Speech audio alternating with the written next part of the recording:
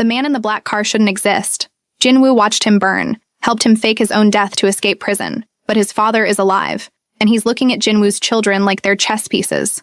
6 months of peace. 6 months of healing. 6 months of learning to be human. All of it shatters in 3 seconds. Because the most dangerous man Jinwoo ever knew just smiled at his daughter. And that smile said everything. I know, I can reach them, and you will do exactly what I say. What happens when the monster who created you comes back from the dead? What happens when the only way to protect your children is to become him? Jinwoo thought he'd escaped his father's legacy. He was wrong. Jinwoo's hand moved to his phone before his brain caught up. His father was dead. He'd watched the warehouse burn, seen the DNA reports, attended a closed funeral with 3 people present. Dead men didn't sit in black sedans watching elementary schools. Daddy, what's wrong? Elijah's voice cut through the static in Jinwoo's head. Jinwoo looked down. All 3 children were staring up at him with worried faces. Ilara's small hand gripped his tightly. Nothing, he lied, forcing his expression neutral. Let's get you to school. But his eyes never left the car. The back window was still down, and through it, Jinwoo could see him clearly now. Kang Tae-sung, 62 years old, scarred face, eyes like frozen coal, the man who'd raised Jinwoo with fists and fear, the man who'd built the Kang Empire on blood and brutality, the man who was supposed to be ashes. Their eyes met across 50 feet of pavement. Tae-sung smiled. It was the same smile Jinwoo remembered from childhood, the one that came before pain. Then the window rolled up and the car pulled away. Jinwoo stood frozen, his children tugging at his hands, while his entire world collapsed inward. You're sure it was him? Hwan's voice was tight with controlled panic. They sat in Jinwoo's car, parked 3 blocks from the school, while Jinwoo's hands shook so badly he had to grip the steering wheel to hide it. I'm sure. Sir, that's impossible. We saw the body. We saw what he wanted us to see. Jinwoo's voice was hollow. He faked his death before. Mexico, 2011. Berlin, 2015. This is what he does. Why reveal himself now? Jinwoo closed his eyes, because he knows about them, about the children. Silence. Then Hwan said quietly, What do you want me to do? Jinwoo had spent 6 months dismantling his father's empire, legitimizing businesses, cutting ties with the underworld, becoming someone worthy of Amara and the children. All of that was about to be worthless. Find him, Jinwoo said. I need to know where he's been, who he's working with, what he wants. And if he makes contact, he will. Jinwoo opened his eyes. That's why he showed himself. He wants me to know he's back. He wants me scared. Are you? Jinwoo thought of Ilara's small hand in his. Elijah's serious eyes. Ezra's bright laugh. Terrified, he admitted. Amara knew something was wrong the moment Jinwoo walked into her office. She'd learned to read him over the past 6 months. The subtle shifts in his expression, the way he held tension in his shoulders. This was different. This was the man she'd seen 6 years ago. Cold, controlled, dangerous. What happened? She asked immediately. Jinwoo closed the door behind him, locked it. We need to talk. Those 4 words made her blood run cold. Are the children okay? For now. Jinwoo, my father is alive. Amara blinked. What? The man who raised me, who built the Kang Empire, who I told you died 5 years ago. Jinwoo's jaw clenched. He's alive. And he knows about Elijah, Ezra, and Ilara. The room tilted. Amara had heard stories about Jinwoo's father. Not many. Jinwoo didn't talk about his past unless forced. But she'd heard enough to know that Kang Tae-sung was a legend in the Korean underworld. Brutal. Strategic. Utterly ruthless. How? She whispered. He faked his death. Again. I don't know where he's been or why he's back. But this morning he was parked outside the children's school. Amara's legs gave out. She sat down hard in her desk chair. He was watching them? Yes. Did he approach them? No, he just let me see him. Let me know he's back. Amara's mind raced. We call the police right now. The police can't help us. Jinwoo. Amara. His voice was gentle but absolute. My father owns half the police in 3 cities. He has connections in federal agencies. He's been running criminal operations for 40 years without getting caught. The law can't touch him. Then what do we do? Jinwoo crossed the room and knelt in front of her chair, taking her hands in his. I handle this. How? His eyes were dark with something that made her shiver. However, I have to. That night, Jinwoo received a text from an unknown number. Tomorrow, 8 p.m., the Lotus Garden. Come alone. Father Jinwoo stared at the message for 10 minutes. He was at Amara's penthouse. The children were asleep. Amara sat across from him, watching him with worried eyes. He wants to meet, Jinwoo said quietly. Where? The Lotus Garden. It's a restaurant we used to. It was his place, where he conducted business. You can't go. I have to. Jinwoo, he'll keep escalating until I do. Jinwoo set his phone down. This is how he operates. Pressure, intimidation. He wants me to know he's in control. So you just walk into a trap? It's not a trap. Jinwoo's smile was bitter. He won't kill me. Not yet. He wants something from me first. What? Jinwoo was quiet for a long moment. Me, he said finally. He wants me back. The Lotus Garden hadn't changed. Red lacquer walls, golden lanterns, private rooms where men made deals that never appeared on paper. Jinwoo walked through the entrance at exactly 8 p.m., alone as instructed. The hostess recognized him immediately. Her eyes widened. Mr. Kang, your father is waiting in the Phoenix Room. Of course he was. The Phoenix Room, where Taesung held court, where Jinwoo had watched his father break men who failed him, where Jinwoo had learned what power really meant. He climbed the stairs, each step feeling like descending into a grave. The door to the Phoenix Room stood open. His father sat at the head of a long table wearing an expensive suit, looking exactly as Jinwoo remembered. Older, yes, more scars, but the same cold intelligence in his eyes. My son. Taesung gestured to the chair across from him. Sit. Jinwoo remained standing. Why are you here? That's how you greet your father? After 5 years? You're not my father. You're a ghost I buried. Taesung's smile was razor thin. Sit down, Jinwoo. We have much to discuss. Jinwoo didn't move. Stay away from my children. Your children? Taesung leaned back, studying him. 3 beautiful grandchildren I never knew existed. 2 boys and a girl. Korean, despite their interesting mother. Rage flooded Jinwoo's veins. Don't... Relax. Taesung waved a hand dismissively. I'm not here to hurt them. I'm here because of them. What does that mean? Sit down. The command in his father's voice was automatic. Muscle memory from 20 years of conditioning. Jinwoo's body wanted to obey. Instead, he crossed his arms. I'll stand. Something flickered in Taesung's eyes. Surprise, maybe. Or approval. You've changed, his father observed. 6 months ago, you would have sat immediately. 6 months ago, I didn't have anything worth defying you for. Taesung studied him for a long moment. Then he poured 2 glasses of whiskey, expensive, single malt, the kind he'd trained Jinwoo to appreciate. I've been watching you, Taesung said, dismantling my empire, legitimizing businesses, playing house with a woman and children. Tell me, Jinwoo, do you actually believe you can walk away? I already have. No. Taesung's voice hardened. You've been playing pretend, but blood remembers. You are my son, my heir, my legacy, and that doesn't change because you fell in love. Jinwoo's hands clenched. I'm not your legacy anymore. Really? Taesung stood, moving with the predatory grace of a man who'd spent his life being dangerous. Then let me ask you something. When that Morozov bastard tried to take your children, what did you feel? Jinwoo's jaw tightened. Rage, Taesung continued, circling him slowly. The kind that makes you want to burn the world down. The kind that whispers, I should kill every single person who even thinks about touching them. That's called being a parent. No. Taesung stopped in front of him. That's called being a Kang. We protect what's ours, absolutely, brutally, without mercy. I'm not you. You are exactly me. Taesung's eyes bored into his. You've just been pretending otherwise, but I see you, Jinwoo. I know what you're capable of. And I know that every day you spend with those children, you wonder, what will I do if someone truly threatens them? Jinwoo's silence was answer enough. Taesung smiled. There it is. The truth you don't want to admit. You would do anything to protect them. Anything. Even become the monster you've spent 6 months running from. Why are you here? Jinwoo repeated, his voice low and dangerous. I'm here to make you an offer. I'm not interested. You haven't heard it yet. I don't need to. Taesung returned to his seat, gesturing again to the empty chair. This time, Jinwoo sat. Not because his father commanded it, but because he needed to hear what came next. I'm dying, Taesung said simply. Jinwoo blinked. What? Pancreatic cancer. Stage 4. I have maybe 6 months. Maybe less. Taesung's expression didn't change. I faked my death 5 years ago to escape the FBI. Spent those years in Southeast Asia, rebuilding connections, consolidating power. But now, he shrugged. Now I'm running out of time, and I need a successor. Jinwoo's blood went cold. No. The Kang Empire needs leadership. Without it, everything fractures. Territory wars, blood in the streets, chaos. Not my problem. It becomes your problem when that chaos reaches your children. The threat was implicit. Obvious. Jinwoo's hands clenched on the armrests. You're using them as leverage. I'm offering you a choice. Taesung leaned forward. Take over. Legitimately. Maintain the infrastructure I built. Protect the territory. Keep the peace. Or walk away and watch Seattle tear itself apart when I'm gone. You're insane.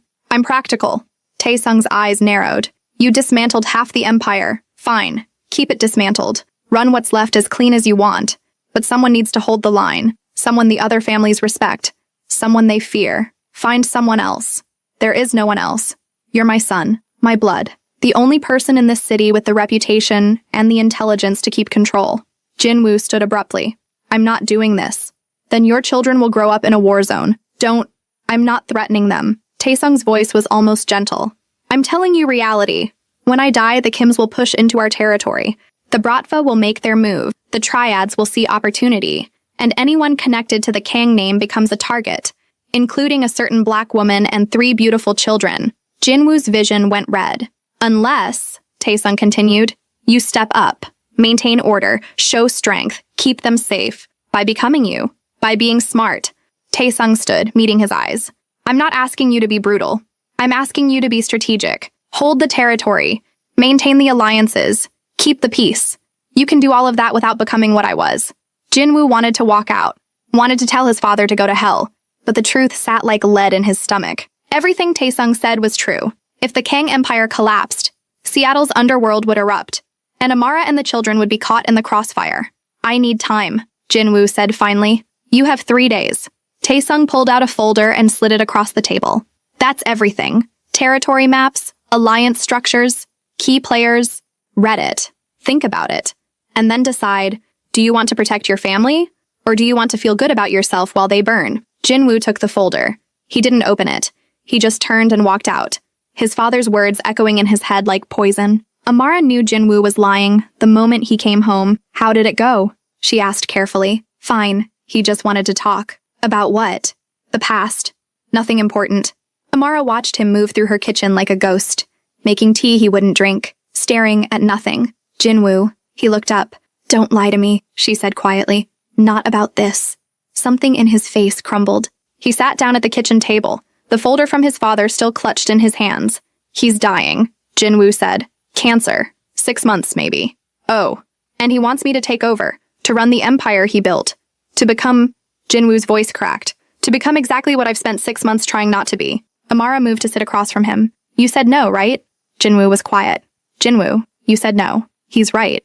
The words came out broken. When he dies, the power vacuum will destroy this city. Territory wars, violence, and anyone connected to the Kang name becomes a target. Meaning us. Meaning you and the children. Yes. Amara's hands gripped the table edge. So what? You're actually considering this? I don't know. The outburst came from somewhere deep. I don't know, Amara. 6 months ago, the answer would have been easy. I would have walked away without a second thought. But now you have something to lose. Now I have everything to lose. Jinwoo looked at her, his eyes raw. You, them, this life we're building. And my father just showed me exactly how fragile it all is. Amara took a shaky breath. Tell me what's in the folder. Amara, show me. I need to see what we're dealing with. Jinwoo hesitated. Then he opened the folder and spread the contents across the table. Territory maps, names, photographs, alliance structures. It looked like something from a crime movie. Amara stared at it, her stomach churning. This is what you came from? She whispered. Yes. This is what you were? Jinwoo's silence was answer enough. Amara looked at the documents. Really looked. And she saw it. The scope. The complexity. The power. Dozens of businesses. Hundreds of people. Millions of dollars. And at the center of it all, the Kang name. Jinwoo's name. If you do this, she said slowly. What does that mean? Practically? It means I maintain control. Keep the alliances stable. Prevent war. By doing what? Negotiating. Mediating disputes. Showing strength when necessary. Showing strength how? Jinwoo's jaw tightened. I don't know. It depends on the situation. Would you hurt people? I don't want to. That's not what I asked. Jinwoo met her eyes. If someone threatened you or the children? Yes. I would do whatever it took to stop them. The honesty was devastating. Amara stood up, pacing to the window. Outside, Seattle glittered with ordinary life. People who didn't know that underneath their city ran currents of power and violence. People like she used to be. I need you to understand something, Jinwoo said quietly. 6 months ago, I was empty. I went through life like a machine. I did what my father taught me because I didn't know any other way. But then I saw you again. I met them. And I remembered what it felt like to be human. He stood, crossing to her. These 6 months with you and the children have been the only real thing in my entire life. And I will not let my father's world destroy that. But I also won't let it destroy you. So you become the monster to protect us from monsters. If that's what it takes. Amara turned to face him. Tears streamed down her face. I didn't sign up for this, she whispered. I know. I wanted normal. I wanted safe. I know. And I'm sorry. I'm so sorry that loving me means living with this. Amara closed her eyes. What do you need from me? I need you to tell me the truth. Can you live with this? With me? If I do what he's asking? The question hung between them like a blade. Amara thought about the children, about Elijah's laugh, Ezra's joy, Alara's quiet strength. She thought about 6 months of watching Jinwoo transform from the cold man who'd broken her into someone who cried, watching his children sleep. And she thought about the alternative, walking away, trying to disappear, always looking over her shoulder. I don't know, she admitted. I honestly don't know if I can live with it, but I know I can't live with losing them, and if doing this keeps them safe, she took a shuddering breath. Then we figure it out. Together. Jinwoo pulled her into his arms, and Amara let herself break, because she'd just agreed to something she didn't fully understand.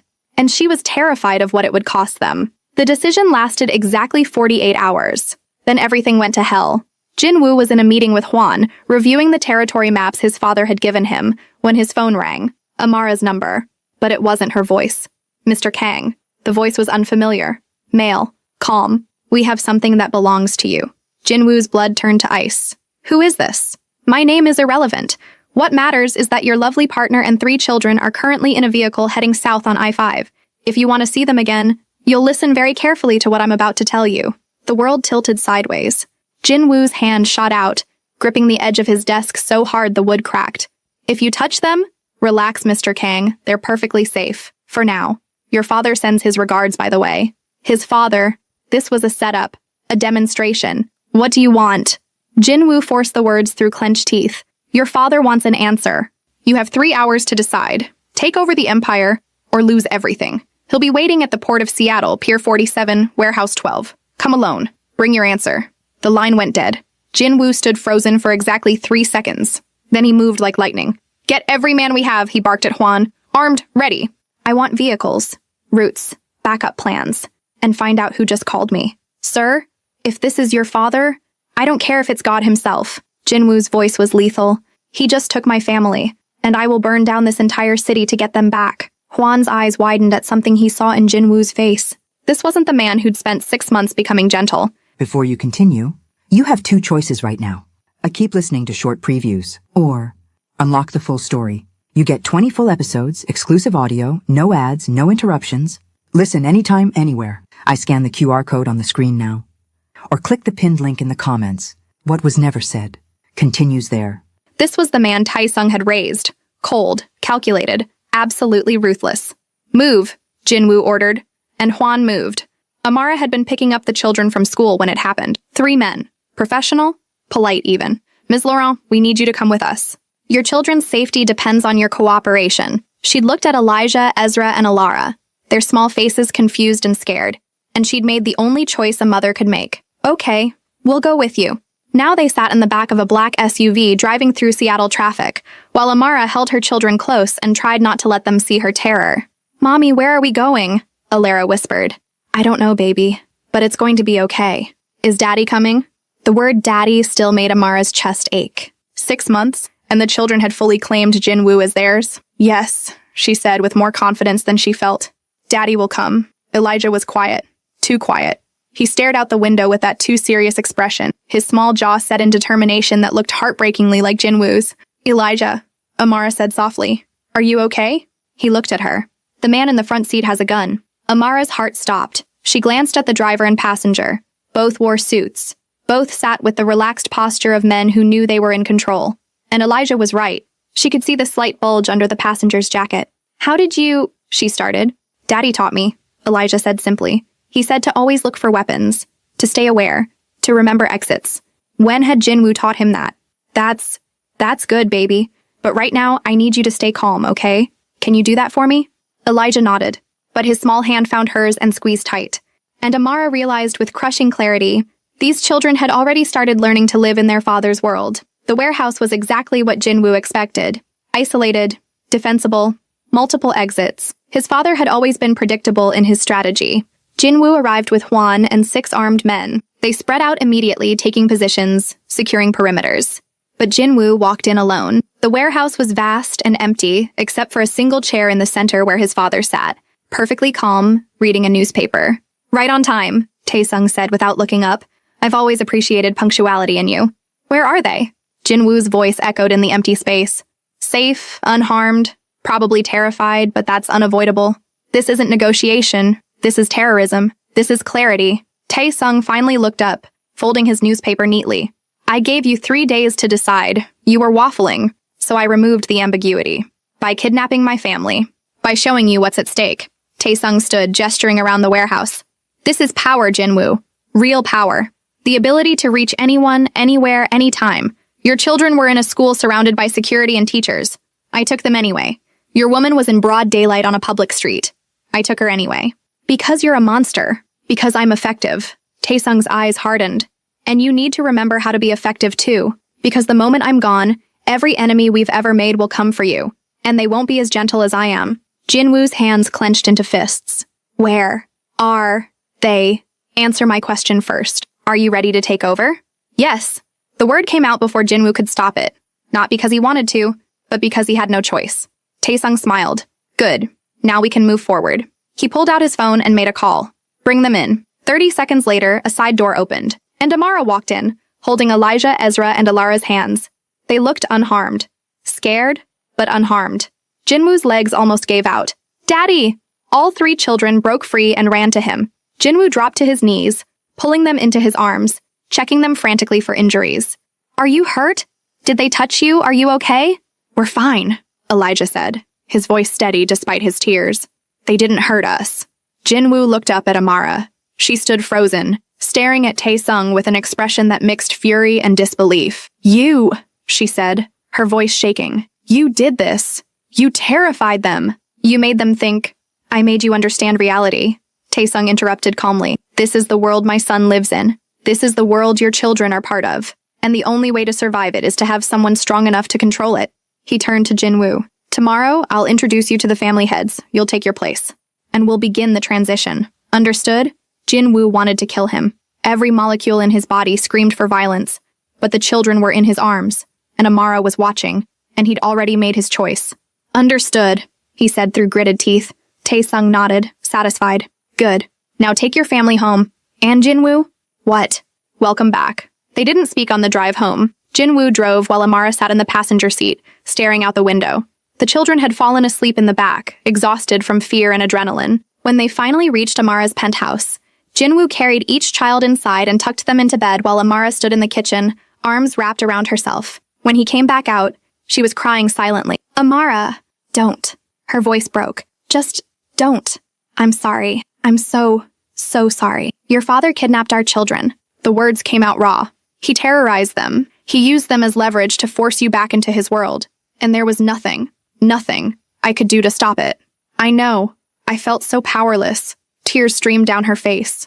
"I sat in that car with them, and I couldn't protect them. I couldn't call for help. I couldn't fight. I just had to. Trust that you would come." Jinwoo crossed to her, pulling her into his arms even as she tried to push him away. "And you did," she continued, sobbing into his chest. "You came. Of course you came. But Jinwoo, we can't live like this. They can't grow up like this. Always afraid. Always targets." "I know. Then what do we do?" Jinwoo held her tighter. "I take over. I control the empire. And I make sure no one ever has the power to hurt you again. By becoming him. By becoming stronger than him." Amara pulled back, searching his face. "And what happens to you? To us?" "I don't know," Jinwoo admitted. "But I know that I love you. And I love them. And I will do whatever it takes to keep you safe. Even if that means losing myself. I don't want you to lose yourself. Then help me." His voice cracked. "Help me stay human while I do this.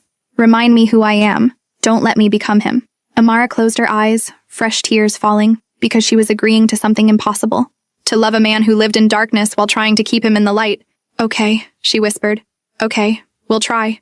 And Jinwoo held her like she was the only thing keeping him from drowning. That night, after Amara finally fell into exhausted sleep, Jinwoo stood in the children's room. He watched them breathe, watched Elijah's small face relaxed in sleep, watched Ezra cuddle his stuffed dinosaur, watched Alara's tiny fingers curl around her blanket, and he made a promise. "I will keep you safe, no matter what it costs me, no matter what I become. You will grow up protected, loved, free, even if I have to burn the world down to do it." He kissed each of their foreheads gently. Then he went downstairs and opened his father's folder. And he began to plan. Because Kang Tae-sung had made a critical mistake, he'd shown Jinwoo exactly how vulnerable everyone was, including him. The meeting happened in a private room at an exclusive hotel.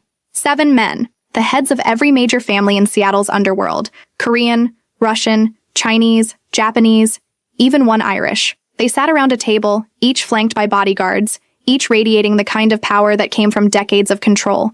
And at the head of the table sat Tae-sung, with Jinwoo at his right hand. "Gentlemen," Tae-sung began, his voice carrying authority, "I've asked you here because it's time for a transition. I'm dying, and I'm naming my successor." The room went silent. "My son Jinwoo Kang will take over all Kang operations. He has my complete authority, my complete backing, and anyone who challenges him challenges me." Eyes turned to Jinwoo. He felt their assessment, their calculation. Some knew him from before, when he'd been his father's enforcer. They knew what he was capable of. Others were new. They saw a young man trying to fill impossible shoes. "Jinwoo," Tae-sung said. "Stand and introduce yourself." Jinwoo stood. For 6 months, he'd been trying to be gentle, trying to be good. But in this room, gentleness was weakness. So he let the mask fall. He let them see the man his father had raised. "My name is Kang Jinwoo," he said, his voice cold and absolute. "For the past 6 months, I've been restructuring our operations. Some of you have benefited from that. Others have lost ground. That will continue." A few men shifted uncomfortably. "I'm not my father," Jinwoo continued. "I don't run things the way he did. But make no mistake, I am not weak, and I am not naive. Touch what's mine, and you'll learn exactly what I'm capable of." The threat hung in the air. One of the Russian delegates, a man named Volkov, leaned forward. "And what is yours, exactly?" Jinwoo's eyes locked on him. "Everything my father built. Everything I'm building. And my family. Anyone who threatens them doesn't get a warning. They get erased." Volkov's smile was cold. Brave words for someone who wasn't here 5 years ago. "I was here." Jinwoo's voice dropped to something lethal. "I was the one who handled the Dmitry problem. I was the one who negotiated the port agreements. I was the one who made sure the FBI investigation went nowhere. So don't mistake my absence for weakness. I was building the foundations while you were fighting over scraps." The room went very quiet. Even Tae-sung looked surprised. Jinwoo had just claimed responsibility for operations that had defined Seattle's underworld for half a decade. And everyone in the room knew those operations had been brilliant, strategic, effective. If Jinwoo was telling the truth, he wasn't just his father's son. He was his father's equal. "Any other questions?" Jinwoo asked. Silence. Then Kim Jae-sung, the Korean family head, stood and bowed slightly. "We accept the transition. Welcome, Jinwoo." One by one, the others followed, except Volkov. He stood slowly, his eyes never leaving Jinwoo's. "We'll see how long you last." Then he walked out. Tae-sung watched him go, then turned to Jinwoo. "You just made an enemy." "I made 7 enemies the moment I sat down," Jinwoo replied. At least Volkov is honest about it. His father's smile was proud, and that made Jinwoo sick. But he'd played his part. Now he just had to survive it. 3 weeks passed. 3 weeks of Jinwoo living a double life. During the day, he was daddy. He helped Elijah with homework. He played soccer with Ezra. He built elaborate fairy houses with Alara. During the night, he was Kang Jinwoo. He attended meetings. He negotiated treaties. He made decisions that affected thousands of lives. And every day, he felt himself changing. Small things at first. The way he evaluated people, automatically assessing threats, calculating leverage. The way he spoke, more commanding, less gentle. The way he moved, like violence was always an option, just waiting to be deployed. Amara noticed. "You're different," she said one night after the children were asleep. They sat on her balcony, the city lights spread below them like a carpet of stars. "I know," Jinwoo admitted. "It scares me. It scares me too." She turned to look at him. "Are you okay?" "Really?" Jinwoo considered lying, considered saying what she wanted to hear. Instead, he said, "No, I'm not okay. Every day I spend in that world, I feel pieces of myself disappearing. The gentleness, the patience, the part of me that learned to be human. Then stop. I can't. Not yet." "Why?" "Because Volkov is making moves. The Russian family is testing boundaries. If I show weakness now, everything collapses." Amara was quiet for a long time. "What happened to the man who cried in playgrounds?" "He's still here," Jinwoo said softly. "But he's buried under armor, because that man can't survive where I'm going." "And where are you going?" Jinwoo looked out at the city. "Somewhere dark. Somewhere I promised myself I'd never return to." "Will you come back?" The question hung between them like a prayer. "I don't know," Jinwoo whispered. "Ask me in 6 months." The children noticed too. Elijah started having nightmares. Jinwoo would wake to find his son standing in the doorway of the guest room, small and scared. "Daddy? Are you okay?" "I'm fine, buddy. Go back to bed." But Elijah wouldn't move. "You look sad, even when you're smiling." God, 5 years old, and already too perceptive. Jinwoo would scoop him up and carry him back to bed, lying down beside him until he fell asleep. And he'd wonder, what am I teaching them? What kind of man am I showing them how to be? Ezra became quieter, less joyful. He still laughed and played, but there was something muted about it now, like he sensed the tension and didn't know how to navigate it. Alara started asking questions. "Daddy, why do you go away at night?" "Work, baby." "What kind of work?" "Boring grown-up stuff." "Is it dangerous?" Jinwoo's throat closed. "Why would you ask that?"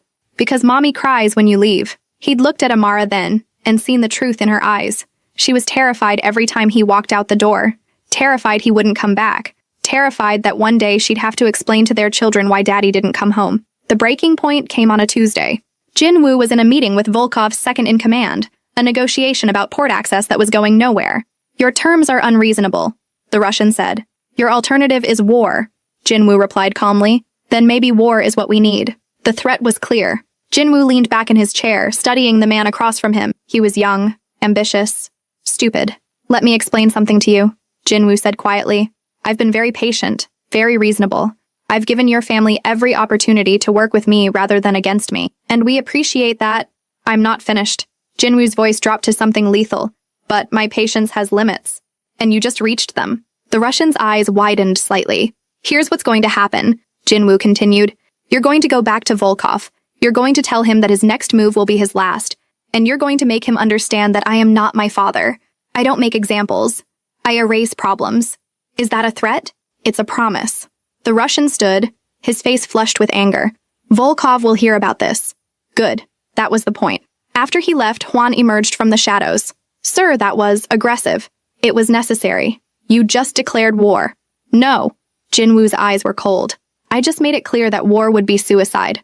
Volkov will back down. And if he doesn't?" Jinwoo was quiet for a long moment. Then he said something that made Juan's blood run cold. "Then I'll kill him myself." The words came out so easily, so naturally, like they'd been waiting in Jinwoo's throat for years.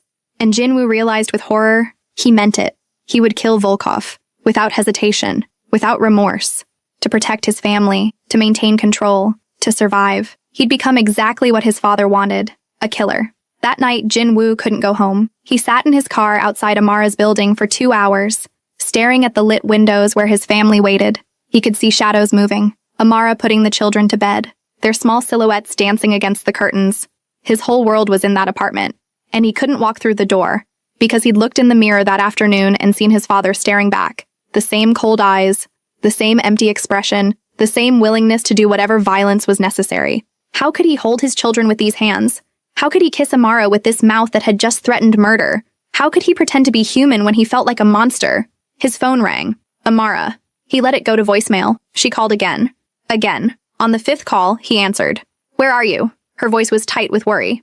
"Outside." "Outside where?" "Your building. I can't come up."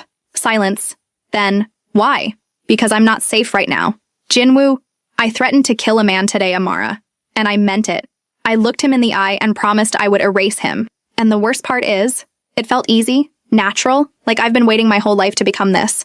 He heard her breath catch. "Come up," she said finally. "Please, just come up. I don't want the children to see me like this. They're asleep. Come up. We'll talk." "Amara, Jinwoo, please, I need to see you." So he went up, and when she opened the door, the first thing she did was pull him inside and wrap her arms around. She didn't say anything. She just held him. And Jinwoo broke. All the control, all the armor, all the coldness. It shattered. He sobbed into her shoulder while she held him up, whispering words he couldn't understand but felt in his bones. "You're okay. I've got you. You're not lost. I won't let you be lost." When he finally could breathe again, she led him to the couch and made him tea he didn't drink. "Talk to me," she said softly. So he did. He told her everything. The meeting, the threat, the realization that he was capable of killing without hesitation. "I'm turning into him," Jinwoo whispered. "Everything I swore I'd never become. Everything I tried to escape. It's all coming back." "No," Amara said firmly. "You're not him. How can you say that? You heard what I just told you. Your father wouldn't be sitting here crying about it." Her eyes were fierce. "Your father wouldn't care. He wouldn't feel guilt or horror. He'd just do it and move on." "That doesn't make me better." "Yes, it does. She took his hands. Feeling this, hating this, that's what makes you different. That's what makes you human. What if it's not enough? What if feeling bad about it doesn't stop me from doing it? Then we deal with that when it happens. But Jinwoo, you can't let fear of what you might become destroy who you are right now.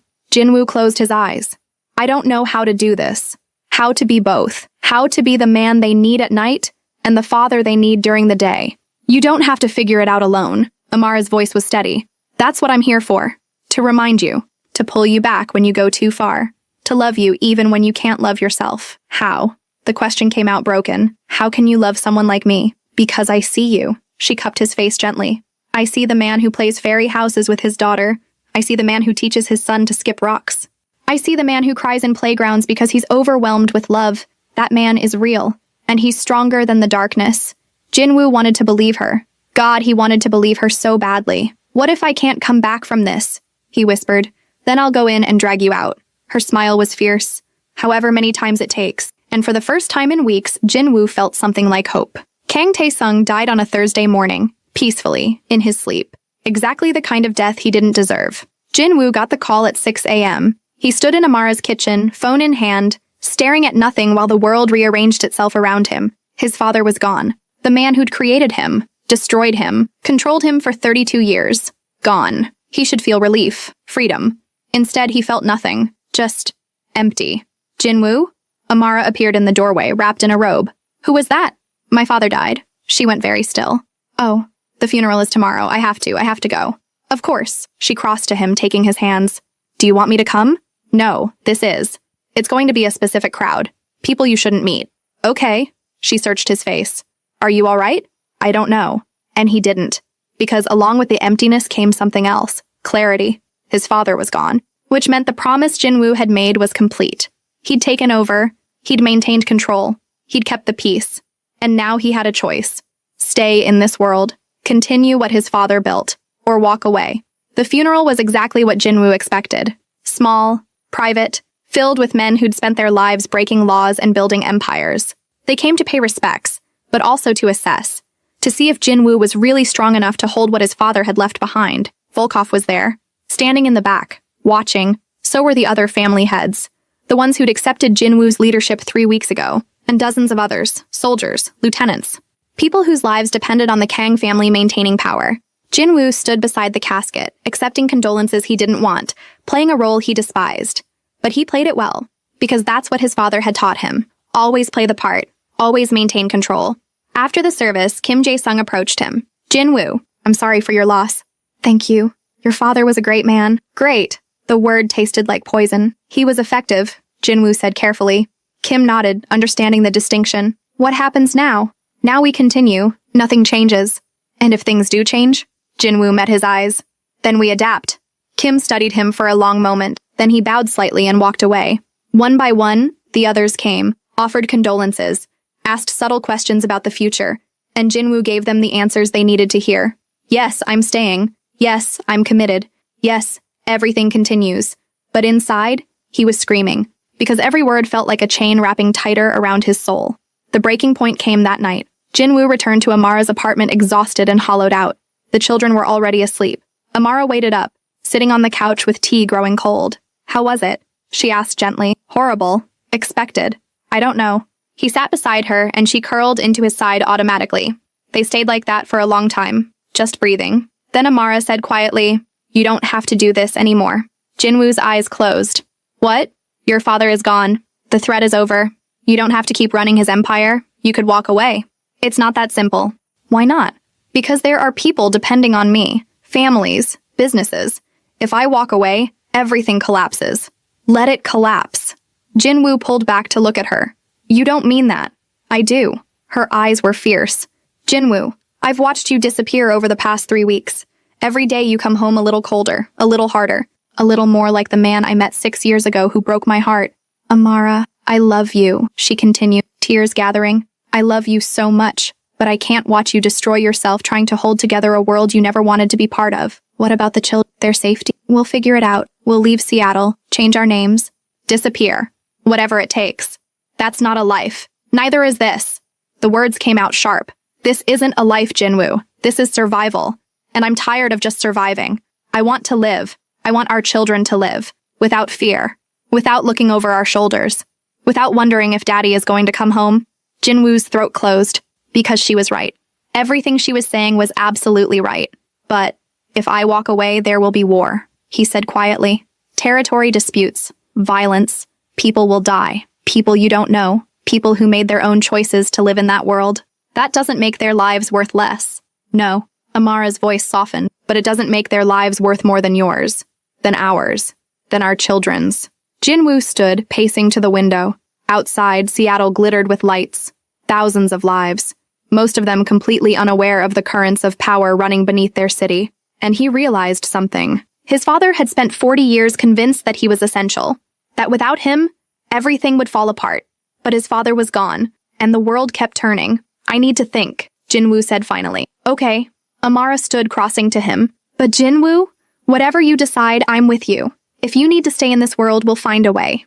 But if you want to leave, I'll help you build something new. She kissed him gently. Then she went to bed, leaving him alone with his thoughts.